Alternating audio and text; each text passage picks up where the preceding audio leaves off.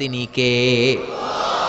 তিমি মাছ ডেকে বলে, ও সুলাইমান, প্রতিদিন রব্বুল আলামিন 3 লোকমা খাবার আমারে খাওয়ায়, 3 লোকমা খাবার সাগর থেকে আমাকে সংগ্রহ করে দেয়।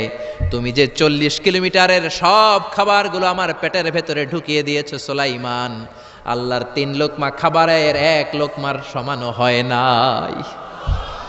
আরো আস্তে কোন সুবহানাল্লাহ। এজন্য রিজিক দিতে পারে একজন, তিনি কে? আরো জোরে বলেন কে? এই সূরাটা আল্লাহ শেষ করলেন কি বলে? قُلْ أَرَأَيْتُمْ إِنْ أَصْبَحَ مَاؤُكُمْ غَوْرًا فَمَنْ يَأْتِيكُمْ بِمَاءٍ مَّعِينٍ। বলো দেখি সবে, শুকাইয়া যদি যায় এই পৃথিবীর পানি, তাহলে হেথায় তটনির ধারা কে দিবে সবারে আনি? চিল্লায় পড়েন আল্লাহু আকবার।